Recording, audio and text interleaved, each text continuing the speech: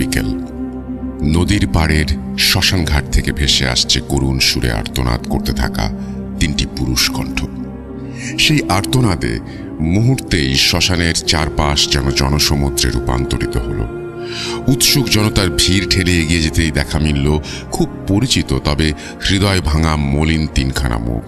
চেয়ে আছে চিতার ওপরে দাও দাও করে জ্বলতে থাকা এক গোলাকৃতি বস্তুর দিকে।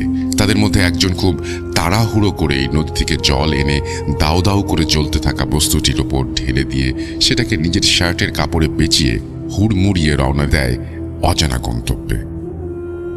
কি এমন ছিল সেই গোলাকৃতি বস্তুটির মাঝে যা নিয়ে তাদের এত আর্তনাদ? জানতে হলে একটু অপেক্ষা করতে হবে। আমি মারা গেলে আমাকে কবরে নিস না, আমার লাশটা শ্মশানে নিয়ে পুড়িয়ে দিস। ভাই, কখনো কি শুনেছেন কোনো মুসলমানের সন্তান এই ধরনের নাজায়েজ কথা বলে? জানি শুনেননি, কিন্তু এই উক্তিটি আমি কেন আপনাকে বললাম জানেন? শুনুন বলছি।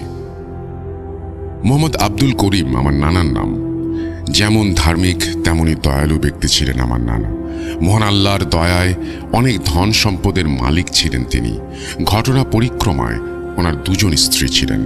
মূলত অসহায়কে নতুন রূপে জীবন ফিরিয়ে দিতেই প্রথম স্ত্রীর অনুমতিতে দ্বিতীয় বিয়ে করেছিলেন তিনি। আমার নানার প্রথম পক্ষের সন্তান বলতে ছিলেন তিনজন: আমার মা, আমার দুই মামা মোহাম্মদ আব্দুল কাদের ও মোহাম্মদ রফিক। কাদের মামা ছিলেন সবার বড় এবং আমার মা সবার ছোট। অপরদিকে দ্বিতীয় পক্ষের ছিলেন একজন ছেলে এবং এক মেয়ে। যদিও আমার নানা তার দুই পরিবারের জন্য আলাদা বাসস্থানের ব্যবস্থা করেছিলেন, তবুও দুই পরিবারের সবাই সবার সাথে খুব সৌহার্দ্যপূর্ণ আচরণই করত এবং বেশ মিলেমিশেই চলত। তবে নানা তার বেশিরভাগ সময় আমার নানুর বাড়িতেই কাটাতেন, অর্থাৎ তার প্রথম পক্ষে স্ত্রীর বাড়িতেই থাকতেন। একটা সময় আমাদের কালীগঞ্জ উপজেলায় হিন্দু সম্প্রদায়ের অনেক লোকের বসবাস ছিল।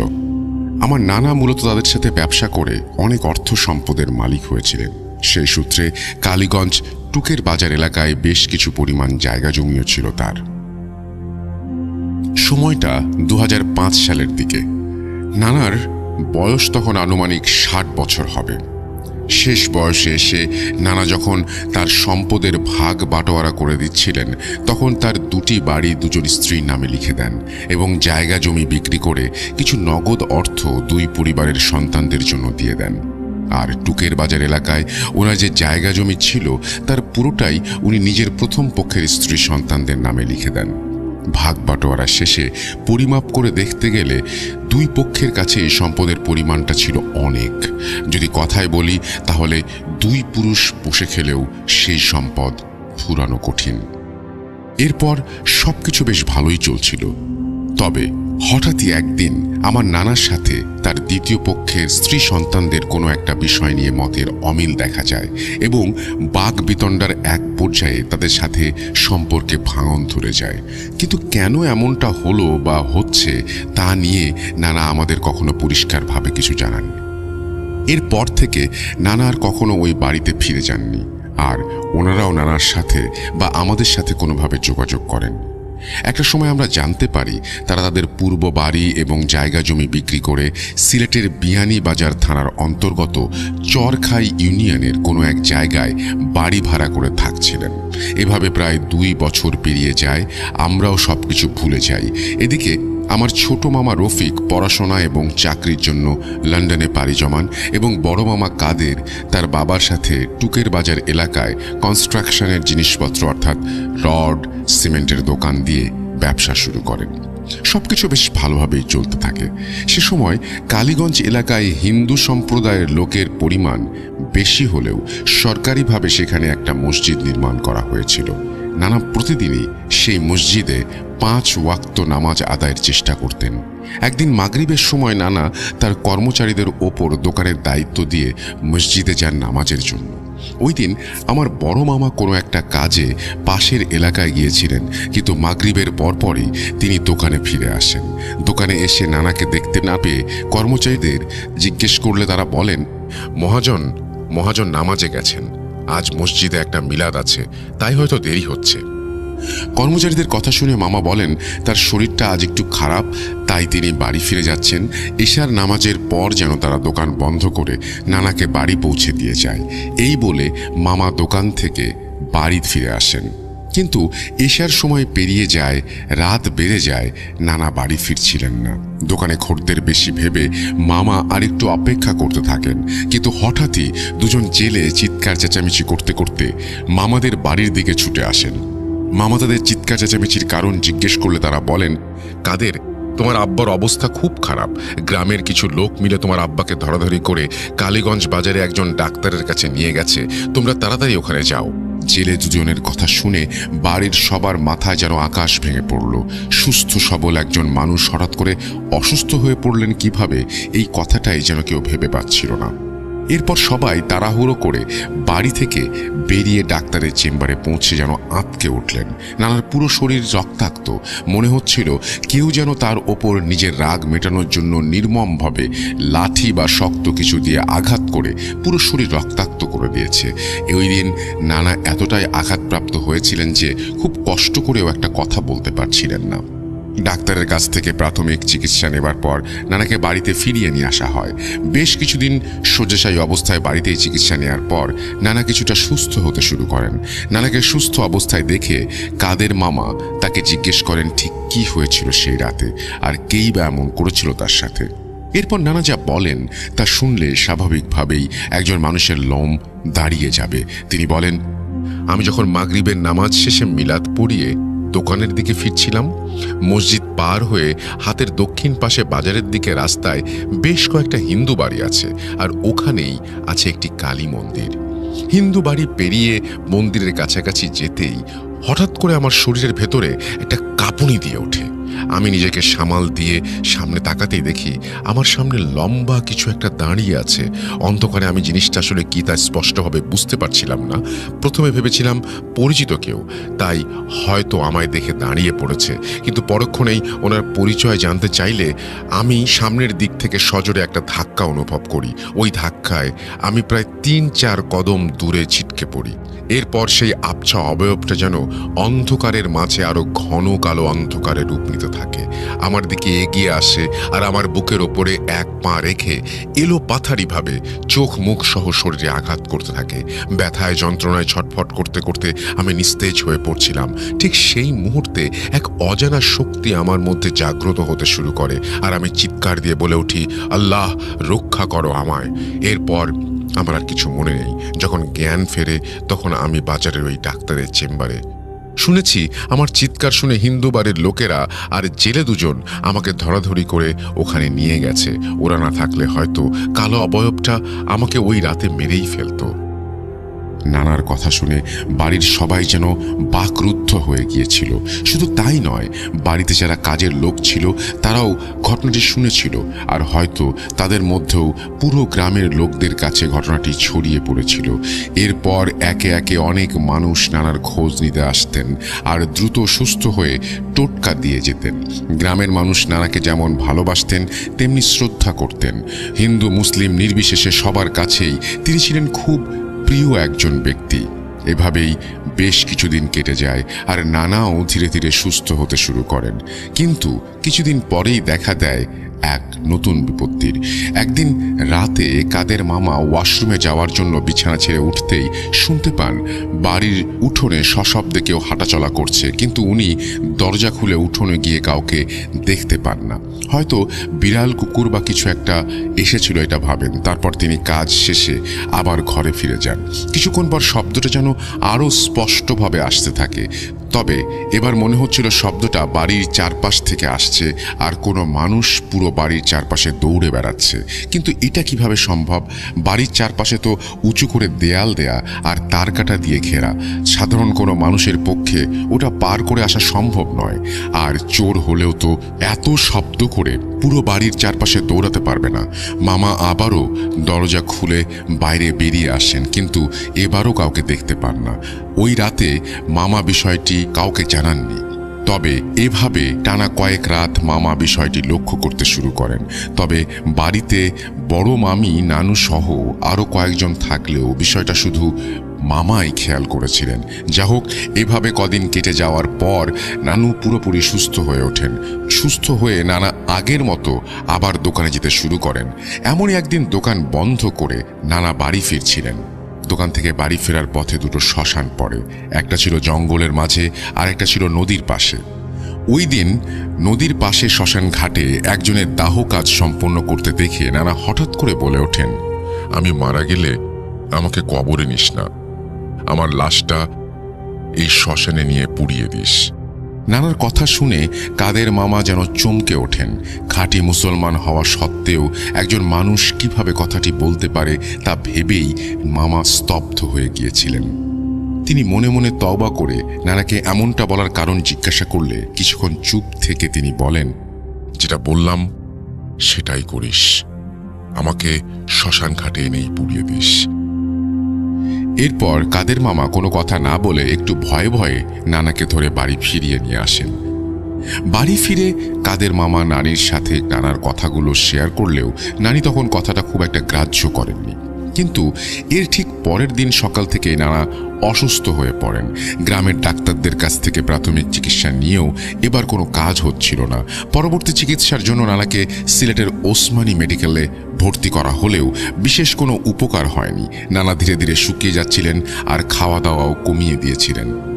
দুর্বলতার কারণে ঠিকমতো হাঁটাচলা করতে পারছিলেন না তিনি। দিন দিন অবস্থার অবনতি হতে থাকায় কাদের মামা তার ছোট ভাই রফিকের সাথে যোগাযোগ করেন এবং তাকে লন্ডন থেকে দেশে ফিরে আসতে বলেন। রফিক মামাও বিভিন্ন মাধ্যমে যোগাযোগ করে 2 সপ্তাহের মাঝে দেশে ফিরে আসেন। কিন্তু এই সময়ের মাঝে নানা আরও অসুস্থ হয়ে পড়েন। তাকে ঢাকা মেডিকেলে নিয়ে গেলেও সেখানেও ডাক্তাররা তার কোনো রোগ শনাক্ত করতে পারেননি। মাত্র 2 মাসে নানার শরীরের অবস্থা এতটাই খারাপ হয়ে গিয়েছিল যা বলার মতো না। তাকে দেখে মনে হচ্ছিল যে বহু বছর যাবৎ কোনো রোগে আক্রান্ত হয়ে চিকিৎসাহীনতায় ভুগে শরীরের এমন হাল বানিয়েছেন। একটা সময় ডাক্তাররা প্রায় সব আশা ছেড়ে দিয়ে বলেন, ওনার বয়স হয়ে গিয়েছে, তাই বার্ধক্যের কোনো রোগ দেখা দিয়েছে। আপনারা ওনাকে বাড়ি ফিরিয়ে নিয়ে যান এবং ভালোভাবে দেখাশোনা করুন, ওনার ইচ্ছেগুলো পূরণের চেষ্টা করুন। এরপর নানাকে ঢাকা মেডিকেলে ফিরিয়ে নিয়ে আসা হয়। কিন্তু ওই 2 মাসের মধ্যে নানা শুধু একটা কথাই বলতেন, শোন, তোদের উদ্দেশ্যে আমার একটাই কথা, আমি মারা গেলে আমাকে শ্মশানে নিয়ে পুড়িয়ে দিস। নানার কাছ থেকে বারবার একই কথা শুনতে শুনতে একটা সময় ছোট মামা বড় মামার সাথে আলোচনা করে বাড়িতে একজন হুজুর নিয়ে আসার কথা চিন্তা করেন। বড় মামাও এই বিষয়ে সম্মতি জানান। তাই পরদিন বিকেলেই টুকের বাজার জামে মসজিদের হুজুর সাহেবকে বাড়িতে নিয়ে আসা হয়। ইমাম সাহেব এসে নানাকে ঝাড়ফুঁক করে বিষয়গুলো বোঝার চেষ্টা করেন, কিন্তু তিনিও কিছু বুঝতে পারেন না। বরং বলেন, ওনার মতো একজন ধর্মভীরু এবং সৎ মানুষের সাথে কে এমন শত্রুতা করবে, আর শেষ বয়সে কেই বা তার ক্ষতি করতে চাইবে। এরপর আরও কিছু কথা বলে ইমাম সাহেব বিদায় নেন। ওই রাতে বাড়িতে ঘটে এক অদ্ভুত ঘটনা। হঠাৎ করে মাঝরাতে টিনের চালে প্রচণ্ড পরিমাণে ঢিল পড়তে শুরু করে। বাড়ির সবাই নিজ নিজ ঘর থেকে বাইরে বেরিয়ে এসে মাটিতে কেন ঢিল পড়ছে দেখতে থাকেন, কিন্তু তখনও অনবরত টিনের চালে ঢিল পড়েই যাচ্ছে। তারপর থেকেই বাড়ির সবাই বুঝতে পারেন যে তাদের সাথে অতি প্রাকৃত কিছু ঘটছে। ওই রাতে সবাই এক ঘরে থেকে কোনো মতে রাতটা পার করে দেন। পরদিন ফজরের আজান দিতেই বড় মামা আর ছোট মামা বাজারের মসজিদের সেই ইমাম সাহেবের সাথে দেখা করেন এবং সব ঘটনা খুলে বলে ভালো একজন হুজুরের সন্ধান চান। সবকিছু শোনার পর ইমাম সাহেব একজন হুজুরের খোঁজ দেন, যার বাড়ি ছিল পিরোজপুর এলাকায়। ইমাম সাহেবের কাছ থেকে সব তথ্য নিয়ে মামা সেই হুজুরের সাথে দেখা করার জন্য পিরোজপুরের উদ্দেশ্যে রওনা দেন এবং সৌভাগ্যক্রমে তার সাথে দেখাও হয়। পরবর্তীতে হুজুরকে সবটা জানানো হলে তিনি বাড়িতে গিয়ে এক রাত থাকার অনুমতি চেয়ে নেন এবং মামাদের সাথে নিয়ে সেদিনই উপস্থিত হন। মাঝরাত সবাই হুজুরের সাথে বাড়ির ভেতরে বসে কোনো এক বিষয়ে কথা বলছিলেন। ঠিক তখনই হঠাৎ করে বাড়ির চারপাশে ঘূর্ণিঝড়ের মতো পরিবেশ সৃষ্টি হয়। মনে হচ্ছিল ঘূর্ণিঝড়টা যেন মুহূর্তের মধ্যে সবকিছু লণ্ডভণ্ড করে দেবে। এমন সময় হুজুর বাইরে বেরিয়ে গিয়ে আমাদের সবাইকে বাড়ির ভেতরে থাকতে বলেন আর দরজা জানালা বন্ধ করে দিতে বলেন। প্রায় ঘণ্টাখানেক পর ঝড় থেমে গেলে হুজুর ক্লান্ত পরিশ্রান্ত অবস্থায় বাড়ির ভেতরে প্রবেশ করেন। কাদের মামা তাকে ধরাধরি করে ভেতর নিয়ে এসে বসালে তিনি যা বলেন তা ছিল শ্বাসরুদ্ধকর। তিনি বলেন, তোমার আব্বাকে খুব মারাত্মকভাবে কালো জাদু করা হয়েছে। আমি যা ভেবেছিলাম তার থেকে শত গুণ শক্তিশালী এই জাদু। আমি কখনো কল্পনা করিনি একজন মানুষ তার নিজের আক্রোশ মেটাতে অন্যের ওপর এত জঘন্যভাবে কালো জাদু করতে পারে। কথাটি শুনে পুরো বাড়ি কয়েক মুহূর্তের জন্য নিস্তব্ধ হয়ে গিয়েছিল। আমার নানি হুজুরকে জিজ্ঞাসা করেন কে এই কালো জাদু করেছে, কিন্তু হুজুর সে বিষয়ে কিছু বলতে পারেননি। তিনি বলেন, ওনার সাথে কার এমন শত্রুতা থাকতে পারে সেটা আপনারা খুঁজে বের করুন এবং তাকে বলুন এই জাদু কাটিয়ে দিতে, কারণ এটা আমার পক্ষে সমাধান করা সম্ভব নয়। হুজুরের সাথে কথোপকথন চলাকালীন সময়ে ছোট মামা পাশের ঘরে বসে এই সব কিছু নিয়ে চিন্তা করছিলেন। ঠিক এমন সময় হঠাৎ করে তিনি চেঁচামেচি করতে শুরু করেন। পাশের ঘর থেকে উঠে সবাই ছোট মামার ঘরে ঢুকেই দেখতে পান তিনি মাটিতে পড়ে আছেন আর তার বাম কান দিয়ে রক্ত গড়িয়ে পড়ছে। সবাই ধরাধরি করে মামাকে বিছানায় বসিয়ে দিয়ে সবটা জিজ্ঞেস করলে তিনি বলেন, আমি বিছানায় বসে বাবার বিষয়টা নিয়ে ভাবছিলাম। ঠিক এমন সময় মনে হলো কোনো আবছা কালো অবয়ব দেয়াল ভেদ করে ঘরে ঢুকে আমার দিকে এগিয়ে আসছে। আমি উঠে দাঁড়াতেই অবয়বটা আমাকে সজোরে একটা চড় মেরে মাটিতে ফেলে দেয়। ছোট মামার কথা শুনে হুজুর সবাইকে অবাক করে দিয়ে এমন কিছু রোমহর্ষক তথ্য দিয়ে যান যা শুনলে যে কারো রুহ কেঁপে উঠবে। কিন্তু সেই তথ্যগুলো আমার ঘটনার শেষে উল্লেখ করব। হুজুর চলে যাওয়ার আগে বাড়িতে কোনো একটা কোরআন খতম দেওয়ার কথা বলে যান, এতে করে নাকি যিনি কালো জাদু করেছেন তার নাম জানতে সুবিধা হবে। পরদিন সকালেই দুই মামা সেই হুজুরের কথা মতো বাড়িতে মাদ্রাসার ছাত্র ডেকে নিয়ে এসে কোরআন খতম দেওয়ান এবং তাদের জন্য খাবারের আয়োজনও করেন। এরই মধ্যে বড় মামা সেই হুজুরকে বলেছিলেন তিনি যেন বড় কোনো হুজুরের সন্ধান দেন, এক্ষেত্রে যত টাকা লাগে মামা তা বহন করতে রাজি। কোরআন খতম দেওয়ার ঠিক পর মুহূর্তেই সেই হুজুর তার গুরুকে নিয়ে বাড়িতে উপস্থিত হন। বড় হুজুরকে সবটা জানিয়ে তার কাছে সেই কালো জাদুকারীর নাম জানতে চাইলে তিনি সময় চেয়ে নেন। তিনি একটা কথা খুব স্পষ্টভাবে বলেন, আপনাদের বাড়িতে দুটি জিনের বসবাস আছে, তারা খুবই শক্তিশালী এবং বরাবরই আপনাদের ক্ষতি করার সুযোগ খুঁজছে। তাদের মধ্যে একজন হিন্দু আর একজন মুসলমান, তাই আমি ফিরে না আসা পর্যন্ত খুব সাবধানে চলাফেরা করবেন। ওই দিনের পর থেকে সমস্যাগুলো ধীরে ধীরে বাড়তে শুরু করে। অসময়ে ঘরের চালে ঢিল পড়া, জিনিসপত্র ওলটপালট হয়ে যাওয়া, নুপুরের আওয়াজ, হঠাৎ করেই যেখানে সেখানে আগুন জ্বলে ওঠা, বাড়ির আশেপাশে ভয়ঙ্কর বিষধর সরীসৃপ দেখতে পাওয়া সহ নানান সমস্যা দেখা দিতে শুরু করে। এদিকে নানাও তার অসুস্থতার চরম পর্যায়ে পৌঁছে গিয়ে নিজের অন্তিম মুহূর্তের অপেক্ষা করতে থাকেন আর বারবার শুধু একটা কথাই বলতে থাকেন, আমি মরে গেলে আমাকে ওই শ্মশানে নিয়ে পড়াস। তবে নানা সেদিন আরও কিছু অদ্ভুত কথা বলেছিলেন। তিনি হঠাৎ করে বলে ওঠেন, ও সবসময় আমাকে শ্মশানে যেতে বলে, আমাকে শ্মশানে নিয়ে যা, আমাকে শ্মশানে রেখে আয়। তোরা যদি আমাকে শ্মশানে নিয়ে না যাস দেখবি ও একদিন আমাকে নিয়ে চলে গেছে, কিন্তু ও যদি আমাকে শ্মশানে নিয়েই যায় তাহলে খুব কষ্ট দিয়ে নিয়ে যাবে, তাই তোরা নিয়ে গেলেই আমি বাঁচি। নানার কথা শুনে সবাই রীতিমতো অবাক হয়ে থাকেন। আসলে উনি কি বলতে চাইছেন, কেন বলতে চাইছেন আর বারবার একই কথা কেন বলছেন সেটা কেউ ভেবে পাচ্ছিলাম না। এভাবে দুদিন কেটে যায়। যাওয়ার পরে বড় হুজুর তার দূতের মাধ্যমে আমাদের কিছু তথ্য দিয়ে পাঠান। তিনি জানান যে দুজন জিন মামাদের বাড়িতে অবস্থান করছে তাদের মধ্যে হিন্দু জিনটিকে কালো জাদুর মাধ্যমে শুধুমাত্র নানার ওপর চালান করা হয়েছে, আর মুসলমান জিনকে পুরো বাড়ির মানুষের জন্য চালান করা হয়েছে। হুজুরের কাছ থেকে এই তথ্য পাওয়ার পর বাড়ির সকলেই বেশ চিন্তিত হয়ে পড়েছিলেন। আসলে এর শেষ কোথায়, আর কেই বা তাদের এত বড় ক্ষতি করতে চাইছে? অনেক ভাবনা চিন্তার পরও কেউ এর সমাধান খুঁজে পাচ্ছিলেন না। এর কিছুদিন পর আমাদের পরিবারের সাথে ঘটে যায় মর্মান্তিক হৃদয় বিদারক এক ঘটনা। বড় হুজুর নিজে এসে কাদের মামাকে সেই কালো জাদুকারীর নাম জানিয়ে যান, কিন্তু সেই ব্যক্তির নাম এবং কেন পুরো পরিবার তার উপর কালো জাদু করেছিল সেই কথা আমি ঘটনা শেষ অংশে টুইস্ট হিসেবে রেখে দিচ্ছি। তবে তিনি একজন মানুষ ছিলেন যার কথা পরিবারের কেউ কল্পনাতেও আনতে পারেনি। হুজুরের সাহায্যের জন্য চট্টগ্রামের হাটহাজারী মাদ্রাসার একজন আলেমের সাথে যোগাযোগ করা হয়েছিল। তিনি নাকি জানিয়েছিলেন যদি পুরো পরিবারের ক্ষতি না চান তাহলে আপনার বাবাকে ওনাদের সাথে চলে যেতে দিন, অন্যথায় সবাইকে বড় সমস্যার সম্মুখীন হতে হবে। আপনার বাবাকে এতটাই জঘন্যভাবে কালো জাদু করা হয়েছে যে তা থেকে রক্ষা পাওয়া অসম্ভব। কিন্তু এটা কিভাবে সম্ভব? কেউ কি কখনো তার পরিবারের সদস্যের মৃত্যু নিজের চোখের সামনে দেখার জন্য প্রস্তুত থাকবে? কখনোই না। তাই বাড়ির সবাই নিজেদের জীবন বাজি রেখে চেষ্টা চালিয়েছিলেন নানাকে বাঁচানোর জন্য। হুজুরের কাছ থেকে সব তথ্য সংগ্রহের পর নানা অসুস্থ হতে শুরু করেন আর বারবার বলতে থাকেন, ওরা আমাকে নিয়ে গেলে খুব কষ্ট দিয়ে মারবে, তাই তোরাই আমাকে শ্মশানে রেখে আয়। তাই ওই দিন বিকেলে কাদের মামা নানার দ্বিতীয় পক্ষের স্ত্রী অর্থাৎ তার সৎ মায়ের বাড়ির উদ্দেশ্যে রওনা দেন। সেখানে গিয়ে তিনি নানার অসুস্থতার কথা সবাইকে জানান এবং তাদেরকে বাড়ি নিয়ে আসেন নানার সাথে দেখা করানোর জন্য। ওই পরিবারের 3 জন সদস্যই সেদিন বাড়িতে আসেন এবং নানার শরীরের অবস্থা দেখে খুব কষ্ট পান। এতদিন তার সাথে কোনো প্রকার যোগাযোগ না রাখার কারণেও বেশ আফসোস করেন। কিন্তু সেই মুহূর্তে আফসোস করে আর কী বা হবে? এরপর থেকে নানার প্রথম এবং দ্বিতীয় পরিবার একসাথেই থাকতে শুরু করেন। যদিও এটা নিয়ে গ্রামের মানুষেরা নানান কথা বলছিলেন, আর বলাটাই স্বাভাবিক। এই সব কিছুর মাঝে পুরো পরিবারকে বাঁচানোর জন্য কাদের মামা নিজের জীবন ঝুঁকির মুখে ফেলে একটা কাজ করে বসেছিলেন। কিন্তু ওই যে বলেছিলাম, এই সব কিছু ঘটনার শেষ অংশের টুইস্ট হিসেবে রেখে দিচ্ছি।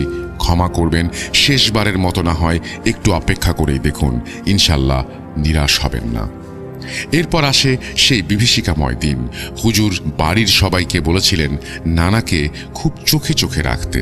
কালো জাদুর আলামত পাওয়ার টানা 3 মাস নানাকে চোখের আড়াল হতে দেননি কেউ। কিন্তু একদিন বিকেলে আসরের নামাজের পর বাড়ির সবাই যে যার মতো কাজে ব্যস্ত ছিলেন।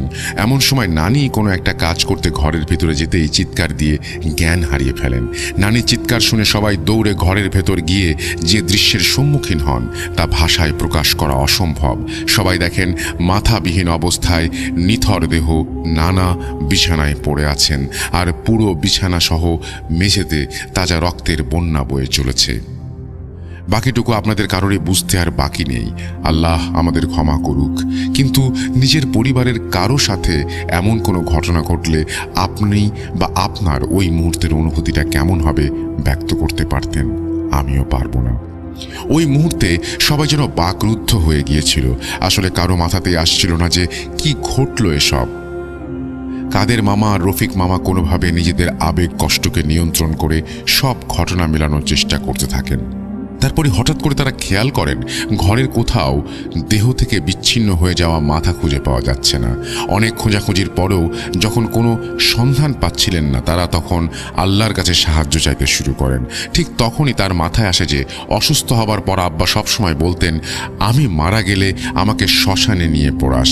ঠিক এই কথা সূত্র ধরে ছোট মামা আর রবিউল মামা, সৎ মামা, তারা ভাবেন যদি এটা জিনের কাজ হয় তাহলে আব্বাকে ওই শ্মশানে নিয়ে গেছে।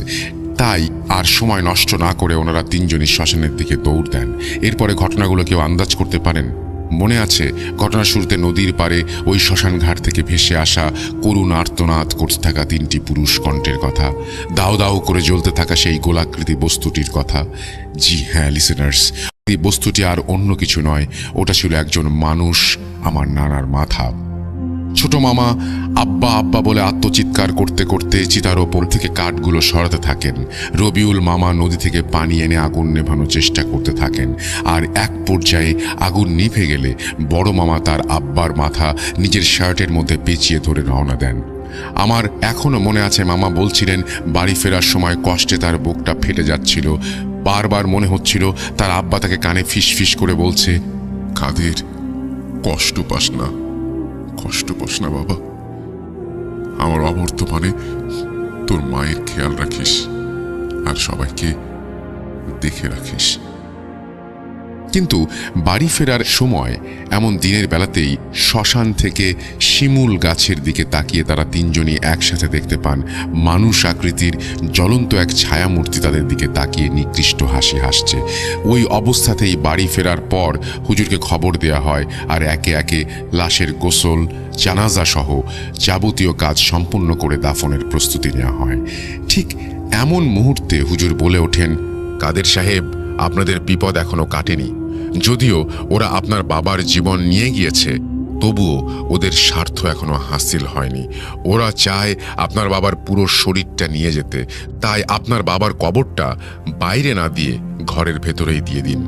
শুধু তাই নয়, কবর দেওয়ার পর সেটাকে সবসময় চোখে চোখে রাখার ব্যবস্থা করুন এবং এই ব্যাপারটা নিশ্চিত করতে হবে আপনার পরিবারকে।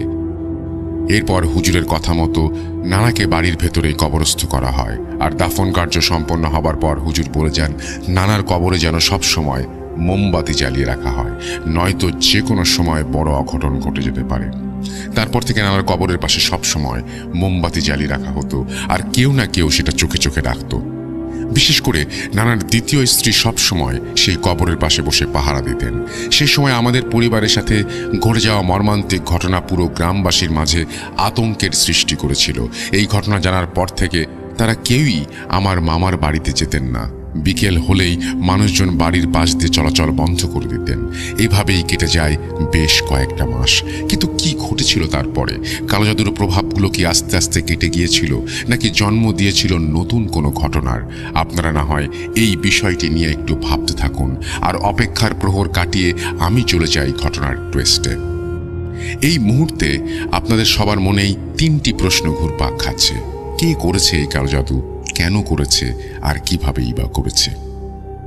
আপনাদের মনে আছে সেই আবছা অবয়বের জোরালো আঘাতে ছোট মামা যখন অসুস্থ হয়ে পড়েছিলেন, তখন হুজুর সবাইকে অবাক করে দিয়ে কিছু রোমহর্ষক তথ্য দিয়েছিলেন, যা শুনলে যে কারো রুহ কেঁপে উঠবে। সেই তথ্যগুলো ছিল কিভাবে নানা এবং তার পরিবারের ওপরে কালো জাদু করা হয়েছে।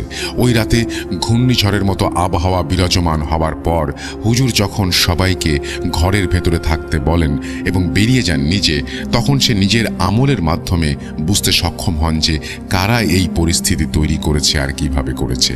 পরিস্থিতি নিয়ন্ত্রণে এনে ঘরে ফিরে তিনি বলেছিলেন, আপনাদের বাড়িতে খুব বাজেভাবে দুজন জিনের বসবাস আছে। তাদের ক্ষমতা আমার তুলনায় শতগুণ বেশি। তাদের খুব নিকৃষ্ট উপায়ে এই বাড়িতে পাঠানো হয়েছে। মূলত হিন্দু জিনকে পাঠানো হয়েছে কাশেম সাহেবের ক্ষতি করার জন্য, আর মুসলমান জিনকে পাঠানো হয়েছে আপনাদের পুরো পরিবারের ক্ষতি করার জন্য। এই কাজ করানো হয়েছে কোনো এক তান্ত্রিকের মাধ্যমে, যে কিনা সদ্য আত্মহত্যা করা এক যুবকের ফাঁসির দড়ির টুকরো আর কাফনের কাপড়ের সাথে কাশেম সাহেবের নিত্য ব্যবহার্য জিনিসপত্র একত্রিত করে তাবিজ আকারে কুফরি করেছে, আর সেটা ওই যুবকের কাফনের ভেতরে ঢুকিয়ে তাকে কবরস্থ করা হয়েছে। ঠিক এই কারণে মুসলমান জিনটা আপনাদের সমস্যার সৃষ্টি করছে। অন্যদিকে সত্য প্রয়াত এক হিন্দু শিশুর লাশ দাহ করার পর তার মাথার এক পাশ থেকে চুল, কিছুটা মাংস আর কাপড় কেটে নিয়ে এই উপায়ে কুফরি করে সেটা তাবিজ আকারে লাশের ভেতরে ঢুকিয়ে দেওয়া হয়েছে। কিন্তু এখানে খুব গুরুত্বপূর্ণ একটা বিষয় আছে। আমরা সবাই জানি মাটি, পানি, বাতাস এবং আগুন, এই চারটি জিনিস খুবই পবিত্র। বিশেষ করে জাদুটোনার কাজে জিনিস আগুনে পুড়িয়ে দিলে সেটা আর কোনোভাবে কাজে লাগে না। তাহলে এক্ষেত্রে শিশুর লাশ দাহ করার পরেও কিভাবে জাদু করা হয়েছে তা আমার ঠিক জানা নেই। নিশ্চয় এখানে ত্রিপাক্ষিক কোনো বিষয় আছে। এত নিকৃষ্ট উপায়ে কালো জাদুর ব্যাপারে আমি আগে কখনো শুনিনি, আর তাই হয়তো জিনগুলো এত শক্তিশালী। এই বলে বিদায় নিয়েছিলেন হুজুর। তাহলে কি এমন দোষ করেছিলেন আমার নানা, যার কারণে তার জীবন নিতে এত নিকৃষ্ট উপায় অবলম্বন করা হলো, আর কেই বা করল? আপনাদের মনে আছে বড় হুজুর একদিন নিজে বাড়ি বয়ে এসে কাদের মামাকে সেই কালো জাদুর নাম জানিয়ে গিয়েছিলেন, আর কেন সেই ব্যক্তি পুরো পরিবারের উপরে কালো জাদু করা হয়েছে সেই তথ্যটিও তিনি দিয়ে গিয়েছিলেন। আজ এই ঘটনার শুরুতে সবার উদ্দেশ্যে একটা কথা বলেছিলাম, পৃথিবীর মায়াজালে আটকা পড়া একজন মানুষের জীবনে টাকা পয়সা, ধন সম্পত্তি কি সব? এর কাছে দুনিয়ার বাকি সব কিছুই কি নশ্বর? হয়তো তাই। কিছু মানুষের জীবনে হয়তো এটাই সত্য। যদি তা নাই হয়, সম্পত্তির লোভে একজন মানুষ নির্মম জঘন্যতম অপরাধের আশ্রয় নিয়ে অন্যের জীবন বিপন্ন করতে পারে কিভাবে? আমার জানা নেই, সত্যিই জানা নেই। কি অনুমান করতে পারছেন সেই কালো জাদুকারী আসলে কে? জি হ্যাঁ, কাশেম সাহেবের দ্বিতীয় স্ত্রী হচ্ছেন সেই নির্মম জঘন্যতম অপরাধী। অবিশ্বাস্য হলেও সত্যি। কিন্তু কেন? জায়গা জমি ভাগ বাটোয়ারা হওয়ার পরও তো তাদের মাঝে সবকিছু বেশ ঠিকঠাক ছিল। হঠাৎ এমনটা হবার কারণ কি? বলছি। বড় হুজুরের কাছ থেকে সেই কালো জাদুকারীর ব্যক্তির নাম শোনার পর কাদের মামা যেন নিজের কানকে বিশ্বাস করতে পারছিলেন না। আপনজনের কাছ থেকে এমনটা আশা করাও পাপ। আর যাই হোক, তাদের সাথে মামার পরিবারের কারোর কখনো কোনো প্রকার মনোমালিন্য বা বাক বিতণ্ডার মতো ঝামেলার সৃষ্টি হয়নি। তাহলে কোন রাগ অভিমানের ভিত্তিতে তারা এই কাজটি করবে, সেটাই যেন মামা ভেবে পাচ্ছিলেন না। বড় হুজুরের কাছ থেকে সব তথ্য সংগ্রহের পরই কিন্তু নানার অসুস্থতারও বাড়তে থাকে। তিনি আর দেরি না করে সেদিনই তার সৎ মায়ের সাথে দেখা করার জন্য রওনা দিয়েছিলেন। কাদের মামা আর তার সৎ মায়ের পরিবারের লোকদের মাঝে কি কি কথা হয়েছিল তা আমি ঘটনার মাঝে উল্লেখ করিনি, শুধুমাত্র ঘটনার টুইস্ট রক্ষার্থে। এবার না হয় সেই কথোপকথনে যাওয়া যাক। কাদের মামার সাথে তার সৎ মা, ভাই এবং বোনদের দেখা হবার পর তিনি খুব সম্মানের সাথে এই কথা বলতে শুরু করেন। কিন্তু একটা পর্যায়ে কাদের মামা প্রথমবারের মতো তার সৎ মাকে মা বলে সম্বোধন করেন এবং বলেন, মা, আমি জানি না আমার আব্বা আর আমাদের পুরো পরিবারের মানুষের ওপর আপনার কিসের এত রাগ, এত অভিমান, কিন্তু একজন জগৎ জননী হয়েও আপনি এই জঘন্য কাজটি কিভাবে করতে পারলেন? শুধু একবার এসে আপনার এই ছেলের কাছে আবদার করতেন, আমার সামর্থ্য মতো সব কিছু আমি আপনার চরণে এনে দিতাম। কেন করলেন এমনটা? কি দোষ করেছিলেন আমার বাবা?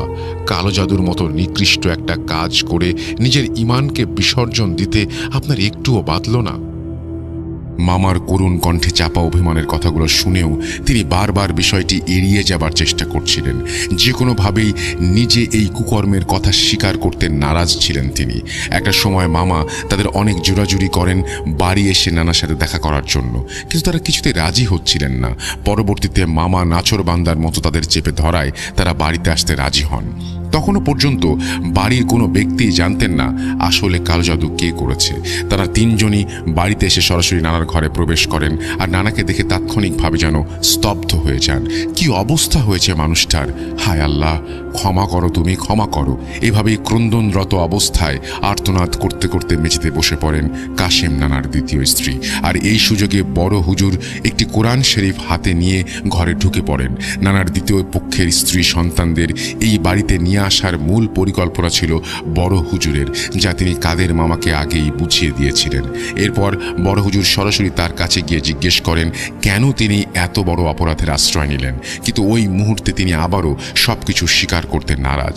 সে সময় বাড়িতে উপস্থিত সবাই যেন হতভম্বের মতন তাদের দুজনের দিকে তাকিয়েছিলেন, কারণ কেউ বিষয়টি কল্পনাও করতে পারেননি। ঠিক তখনই হুজুর তাদের হাতে থাকা কোরআন শরীফ সামনে এনে সেটাকে ছুঁয়ে কসম কেটে সত্যিটা স্বীকার করতে বলেন। এরপর আর কোনো উপায় না পেয়ে সবার সামনে নানার দ্বিতীয় স্ত্রী স্বীকার করেন, হ্যাঁ, আমি সেই ব্যক্তি যার কারণে ওনার এই অবস্থা হয়েছে। ক্ষোভের মাথায় তখন আমি বুঝিনি এতটা জঘন্য কাজ এটি, কিন্তু আমি এটা করে ফেলেছি। তার মুখ থেকে কথাগুলো শোনার পর হুজুর জিজ্ঞেস করেন তিনি এই কাজ যে করেছেন কার মাধ্যমে করেছেন। তখন তিনি বলেন, জমি জমা ভাগাভাগির সময় সবাইকে সমানভাবে সবকিছু ভাগ করে দিলেও শেষ মুহূর্তে টুকের বাজারের জমির কোনো অংশ আমাদের দেয়া হয়নি। এটা অন্যায়। ওখানে তো কম পরিমাণ জমি ছিল না, তাহলে কেন আমাদের বঞ্চিত করা হলো? আমরা কি প্রাপ্য ছিলাম না? শুধু কি দ্বিতীয় পক্ষ বলেই আমাদের সাথে এমনটা করা হলো? কাদের মামা তার সৎ মায়ের কথা শুনে বলে ওঠেন, মা, আমি আপনার পায়ে পড়ছি, দয়া করে আমার আব্বাকে ক্ষমা করে দিন আর তার ওপর থেকে এই কালো জাদুর প্রভাবটা কাটিয়ে দিন। আমার আব্বা অনেক কষ্ট পাচ্ছেন। আপনাদের যা কিছু দরকার আমি দিতে রাজি। প্রয়োজনে এই বাড়িটি বিক্রি করে সেই টাকা রেখে আমরা অন্য কোথাও চলে যাব। শুধু আব্বাকে বাঁচতে দিন। একটা সময় কাদের মামার কথা শুনে সৎমা ডুকরে কেঁদে ওঠেন।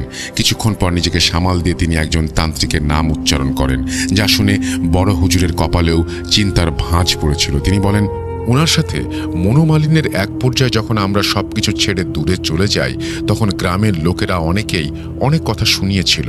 এদিকে সম্পত্তির ভাগ থেকে বঞ্চিত হওয়া আর অন্যদিকে গ্রামের লোকদের কাছে তাচ্ছিল্যের বিষয়টি আমরা মেনে নিতে পারছিলাম না। তাই মনের মধ্যে জমে থাকা ক্ষোভ থেকেই আমি সিদ্ধান্ত নিয়ে বসি সিলেটের সেই তান্ত্রিকের সাথে যোগাযোগ করে মোটা অঙ্কের টাকার বিনিময়ে তাকে দিয়ে এই কাজ করিয়েছি।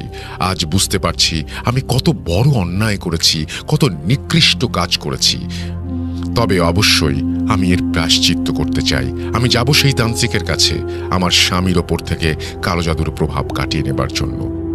এরপর কাদের মামা তার সৎ মা আর সৎ ভাইদের সাথে নিয়ে তান্ত্রিকের আস্থানায় গিয়ে উপস্থিত হন। তারা সবাই যখন শিষ্যদের অনুমতি নিয়ে তান্ত্রিকের ঘরে প্রবেশ করেন, তখন তান্ত্রিক এক অট্টহাসি হাসতে হাসতে মামার সৎ মায়ের দিকে তাকিয়ে বলতে শুরু করেন, কে তুই এসেছিস? আরে তোর কাজ তো প্রায় শেষ হয়ে এলো, মাত্র কয়েকটা দিন, তারপর দেখবি তোর মনের আশা পূর্ণ হয়েছে। তান্ত্রিকের এই কথা শুনে সৎমা কাঁদতে কাঁদতে তার পায়ে পড়েন আর এই সব কিছু বন্ধ করে দিতে বলেন। তিনি এই জাদুর প্রভাব কারো ওপর খাটাতে চান না। তিনি নিজের ভুল বুঝতে পেরেছেন এবং সেই ভুলের প্রায়শ্চিত্ত করতে এসেছেন, এটা জানান। কিন্তু কাদের মামার সৎমায়ের এই কথায় তান্ত্রিক কোনো পাত্তা না দিয়ে চোখ বুজে বলতে থাকেন, এ আর সম্ভব না, কোনোভাবেই সম্ভব না। তোকে আগেই বলেছিলাম, যা করবি ভেবেচিন্তে করবি, পরে সে হাজার ধর্ণা দিলেও লাভ হবে না। যা যা যা, চলে যা। যাকে পাঠিয়েছি সে তার নিজের স্বার্থ হাসিল না করা পর্যন্ত কখনোই থামবে না। কেউ আটকাতে পারবে না ওকে, কেউ না। তবে নিজের ভুল বুঝতে পেরে স্বামী ও পরিবারের কথা চিন্তা করে তান্ত্রিকের পায়ে পড়ে সবটা ভিক্ষা চাইতে শুরু করেন কাদের মামার সৎমা। একটা সময় তান্ত্রিকের মন নরম হলে শুধুমাত্র পরিবারের ওপর থেকে কালো জাদুর প্রভাব কাটানোর একটা পন্থা বলে দিতে রাজি হন। তিনি বলেন, কাশেম মিয়ার ওপর যার প্রভাব খাটানো হয়েছে তাকে ফেরত পাঠানো সম্ভব না, কিন্তু পুরো পরিবারের ওপর থেকে কালো জাদু কাটানোর একটা উপায় আছে, আর সেটা হলো আত্মহত্যা করা যে লাশের ভেতর কুফরি করা তাবিজ ঢুকিয়ে দাফন করা হয়েছে সেই কবর থেকে তাবিজটা তুলে আনতে হবে। এর জন্য দরকার খুব সাহসী এক ব্যক্তি। কাজের সময় সেই ব্যক্তির সাথে আমার একজন শিষ্য থাকবে ঠিকই, কিন্তু সে শুধু দিক নির্দেশনা দেবে, বাকি সব কাজ সেই ব্যক্তিকেই করতে হবে। তান্ত্রিকের কথা শুনে কাদের মামা সাহস করে বলেছিলেন তিনি তার পরিবারের জন্য জীবনও দিতে পারেন, আর তাই তিনিই যাবেন কবর থেকে তাবিজ ওঠাতে। তান্ত্রিকের গণনা অনুযায়ী 3 দিন পরেই ছিল পূর্ণিমার রাত, আর সেই রাতেই যেতে হবে কবর থেকে তাবিজ ওঠানোর কাজে। 3 দিন পর সেই পূর্ণিমার রাতে কাদের মামাকে তান্ত্রিক তার আস্তানায় ডেকে তার শিষ্য অর্থাৎ মামার সহযোগীর সাথে পরিচয় করিয়ে দিয়ে সঠিক সময়ের অপেক্ষা করতে বলেন। সময়টা ছিল মাঝরাত। চাঁদের আলোয় গ্রামের মেঠোপথ পরিষ্কার দেখাচ্ছিল। তান্ত্রিকের নির্দেশনা অনুযায়ী হাতে কোনো মশাল বা হারিকেন ছাড়াই মামা তার সহযোগী নিয়ে পৌঁছে যান পাশের গ্রামের কোনো এক হাওর অঞ্চলের পাড় ঘাসা কবরস্থানে পৌঁছাতেই মামার সহযোগী হাতের ইশারায় একটা কবর দেখিয়ে দেন। কাদের মামা তার ইশারা অনুসরণ করে সামনে এগিয়ে যেতেই দেখলেন একটা নব্য কবর। কিন্তু সৎমা আর তান্ত্রিকের ভাষ্যমতে কালো জাদু করা হয়েছে 3 মাস আগে, তাহলে কবরের চারপাশে এখনো এত পরিষ্কার আছে কিভাবে? মামা ভেবেছিলেন তারা যে কবরের সন্ধানে গিয়েছেন তার ওপর হয়তো নতুন করে আরও একটি কবর দেওয়া হয়েছে। এই বিষয়ে তিনি তার সহযোগীকে জিজ্ঞেস করলে সে শুধু মাথা নাড়িয়ে হাতের ইশারা করে কবরটি দেখিয়ে দেন। মামাও তার ঘাড়ের ওপর থেকে কোদাল নামিয়ে কবরটি কোপাতে শুরু করেন। কিন্তু এরপরেই ঘটে থাকে অদ্ভুত ঘটনা। প্রথমবার কবরে কোপ দেবার পরপরই ভূমিকম্পের মতো কবরস্থান কেঁপে ওঠে, আর চারিদিক থেকে শত শত কণ্ঠে বাঁচাও, বন্ধ করে দাও এসব শব্দ আসতে থাকে। কিন্তু মামা এর কোনো কিছুতে কর্ণপাত না করে কবর খোঁড়ার কাজ চালিয়ে যান। এক পর্যায়ে কবর খুঁড়তে খুঁড়তে যখন শেষ কোপটা কবরের ওপর বিছিয়ে দেওয়া বাঁশের ফালির ওপর পড়ে, ঠিক তখনই কোথা থেকে শত শত কাক কা কা করতে এসে হাজির হয় সেই কবরস্থানে। মামা দেখছিলেন সেই অদ্ভুত আওয়াজগুলোর সাথে শত শত কাক যেন তাদের দুজনকে ঘিরে রেখেছে। তবুও তিনি কাজ থামাননি। কবরের ওপর থেকে মাটি সরিয়ে বাঁশের চটাগুলো আলাদা করার পর ভ্যাপসা গন্ধ বেরিয়ে আসতে শুরু করে। পূর্ণিমার আলোতেই তারা দুজন দেখতে পান রক্তাক্ত কাফনের ভেতর একটি লাশ পচে গলে দুর্গন্ধ ছড়াচ্ছে। কাদের মামা এসব কিছু তোয়াক্কা না করে সোজা কবরে নেমে পড়েন, আর পচা গলা লাশের ভেতরে হাতে খুঁজে পান সেই তাবিজের পুটলি। কবরের ওপর থেকে সব সরিয়ে কবরে নেমে আর তাবিজটা ওঠানো পর্যন্ত সবকিছুই ঠিক ছিল, কিন্তু বিপত্তি ঘটে তখনই।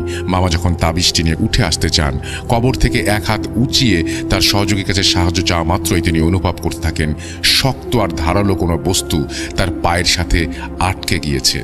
তাড়াহুড়ার মধ্যে বিষয়টি বুঝতে না পেরে তিনি কোনোভাবে কবর থেকে বেরিয়ে আসতে পারছিলেন না। তার সহযোগীও হাত ধরে তাকে টেনে তুলতে পারছিলেন না। এই সময় মামার নিচে আবার পায়ের ওপর হাত রাখেন, তখন হঠাৎ করে চাঁদের স্পষ্ট আলোতে দেখতে পান সেই কাফনের ভেতর থেকে রক্তমাখা একটা হাত তাকে চেপে ধরেছে। এই দৃশ্য দেখে মামা জোরে একটা চিৎকার দিয়ে সহযোগীর কাছ থেকে সাহায্য চাইলে কবরে থাকা সেই লাশ তাকে যেন আরও টেনে নিয়ে আসতে থাকে। কোনোভাবেই সে কবর থেকে উঠে আসতে পারছিল না। তার সহযোগী কোনো সাহায্য করতে পারছিলেন না। একসময় আল্লাহর নাম নিয়ে নিজের শরীরের সমস্ত শক্তি খাটিয়ে শেষবারের মতো কবর থেকে উঠে আসতে সক্ষম হন। কিন্তু কবর থেকে উঠে আসতে তাড়াহুড়া করে সেটাকে মাটি চাপা দেবার সময় লক্ষ্য করেন তার বাঁ পাশের হাঁটুর নিচের অংশের মাংস ছিঁড়ে গেছে, আর সেখান থেকে অঝরে রক্ত পড়ছে। তিনি কোনোভাবে নিজেকে সামলে লাশটা কবরের মাটি চাপা দিয়ে আল্লাহর কাছে দোয়া করতে করতে বলেন, হে আল্লাহ, আমি জানি অনেক বড় পাপ করে ফেলেছি, কিন্তু এই দুনিয়াতে আমার আব্বাই আমার কাছে সব কিছু, দয়া করে আমাকে ক্ষমা করে দিও। আমি জানি না এভাবে লাশ উঠিয়ে শুধু মাটি চাপা দেওয়া কোনো সমাধান কিনা, কিন্তু তুমি আমাদের সবাইকে ক্ষমা করে দিও। এই বলে মামা তার সহযোগী নিয়ে তান্ত্রিকের আস্তানায় রওনা দেন। ততক্ষণে তার সহযোগী নিজের গায়ে পেঁচানো একটা চাদর ছিঁড়ে মামার পায়ে লাগিয়ে রক্ত বন্ধ করে ফেলেছেন। ফেরার পথে মামা দেখতে পান হাজার হাজার কালো অবয়ব তাদের পেছনে আসার চেষ্টা করছে, কিন্তু কোনো এক অদৃশ্য শক্তির কারণে তারা এগোতে পারছে না। এরপর মামা তার সহযোগী তাবিজটি নিয়ে তান্ত্রিকের কাছে পৌঁছালে বিভিন্ন মন্ত্র পড়ে তান্ত্রিক সেই তাবিজটি খোলে আর সেটা থেকে শার্টের একটা অংশ বের করে মামার হাতে দেয় আর মামাকে বলে শার্টের অংশটা বাড়িতে নিয়ে যাওয়ার পথে কোনো পুকুরে ফেলে দিতে। ঠিক এভাবেই কাদের মামা তার জীবন বাজি রেখে পুরো পরিবারকে রক্ষা করেছিলেন সেই রাতে। এ যাত্রায় আল্লাহ রহমতে বাড়ির বাকি সদস্যদের জীবন বাঁচাতে পারলেও তার বাবার জীবন বাঁচানো সম্ভব হয়নি, যা নিয়ে আজও আফসোস চলছে। কি ভাবছেন ঘটনা এখানেই শেষ? নানার লাশ দাফনের মাসখানেক বাদে কি ঘটেছিল সেটা জানতে চাইবেন না? নানার মৃত্যুর পর কালো জাদুর প্রভাবটা কি আদৌ কেটে গিয়েছিল? এবার না হয় ঘটনার শেষ টুইস্টে চলে যাওয়া যাক। 21 জুলাই 2008, বর্ষাকাল। এমনই এক বৃষ্টি স্নাত দিনে নানার কবরের পাশে বসে কোরআন তেলাওয়াত করছিলেন তার দ্বিতীয় স্ত্রী। বড় হুজুরের কথা মতো কবরের পাশে সবসময় একটা করে মোমবাতি জ্বালিয়ে রাখা হতো। সেদিনও জ্বলছিল। ঠিক এক দমকা হাওয়ায় নিভে যায় সেই মোমবাতি। কোরআন তেলাওয়াতের এক পর্যায়ে বিষয়টি লক্ষ্য করে কোনো এক রুকুতে আটকে পড়েন তিনি। কোরআন শরীফ পাশে রেখে মোমবাতি জ্বালানোর জন্য ম্যাচ বাক্স হাতে নিতেই বুঝতে পারেন ওটা খালি। তাই সময় নষ্ট না করে তাড়াতাড়ি রান্নাঘরের দিকে ছুটে যান নতুন ম্যাচ বাক্স নিয়ে আসার জন্য। কিন্তু ফিরে আসার পর তার জন্য যে দৃশ্য অপেক্ষা করছিল তা তিনি কখনো কল্পনাও করেননি। রান্নাঘর থেকে ফিরে এসে দেখতে পান পুরো কবরটাই যেন কেউ রাগে ক্ষোভে দুমড়ে মুচড়ে দিয়ে গেছে। মাত্র কয়েক মুহূর্তে এই ঘটনা ঘটে যাওয়া অসম্ভব। এই দৃশ্য দেখে তিনি চিৎকার দিয়ে মাটিতে পড়ে জ্ঞান হারিয়ে ফেলেন। তার চিৎকার শুনে বাড়িতে সবাই ছুটে আসলে এই দৃশ্য দেখে নির্বাক হয়ে যান। কাদের মামা দৌড়ে কবরের কাছে গিয়ে কংক্রিটের টুকরোগুলো সরিয়ে খুঁজতে থাকেন তার আব্বাকে, কিন্তু কবরে কোনো লাশ নেই। ছোট মামা তখন নিজের কাজে আবার দেশের বাইরে চলে গিয়েছিলেন, তাই বড় মামা যেন এসবের কোনো কুল কিনারা খুঁজে পাচ্ছিলেন না। তাই তিনি রবিউল মামাকে সাথে নিয়ে আবারও শ্মশানে গেলেন বাবার খোঁজ করতে। কোথাও নেই। নিরাশ হয়ে বাড়ি ফিরে অসুস্থ হয়ে পড়েন কাদের মামা। বাড়ির লোকেরা সবাই মিলে বড় হুজুরের সাথে এ ব্যাপারে যোগাযোগ করলে তিনি খোঁজ নিয়ে জানান কাশেম সাহেবের মৃত্যুর পরও তার ওপর থেকে কালো জাদুর প্রভাবটা পুরোপুরিভাবে কাটেনি। হিন্দু জিনটির মূল উদ্দেশ্যই ছিল কাশেম সাহেবকে তার সাথে নিয়ে গিয়ে জ্যান্ত পোড়ানো, কিন্তু এটা সম্ভব হয়নি। তার মৃত্যুর পর অনেকভাবে জিনকে আটকে রাখার চেষ্টা করা হয়েছে, এতে করে সে আরও ক্ষুব্ধ হয়েছে। আর তাই মোমবাতির নিভে যাওয়া এবং কবরের পাশে বাড়ির মানুষের অনুপস্থিতির সুযোগ নিয়ে সে কবর ভেঙে লাশ বের করে নিয়ে গেছে। সে নিজের স্বার্থ হাসিল করেছে আর আব্বার লাশ নিয়ে গেছে। এবার অনেক দূরে গিয়ে ঘাঁটি গেড়ে সেটাকে দাহ করছে, যেন আপনারা কেউ তার খোঁজ না পান। আমি বলবো আজকের পর থেকে আপনাদের সব বিপদ কেটে গিয়েছে, আর কখনো জিন আপনাদের কোনো ক্ষতি করতে ফিরে আসবে না। প্রিয় লিসেনার্স, এই ছিল আমার বন্ধু হাসানের পাঠানো ঘটনা আর তার বন্ধু রহিমের নানা এবং পুরো পরিবারের সাথে ঘটে যাওয়া এক মর্মান্তিক ও রোমহর্ষক ঘটনা। ঘটনার সময় রহিমের বয়স ছিল আনুমানিক 11 বছর। আর ঘটনা শোনার পর আমি হাসানকে জিজ্ঞেস করেছিলাম, এত কিছু হয়ে যাবার পরেও রহিমের নানার দ্বিতীয় স্ত্রীকে সবাই মেনে নিল? কিভাবে বিশ্বাস করতে পারল একজন মানুষকে? হাসান হেসে উত্তর দিয়েছিল, মানুষ এমনই।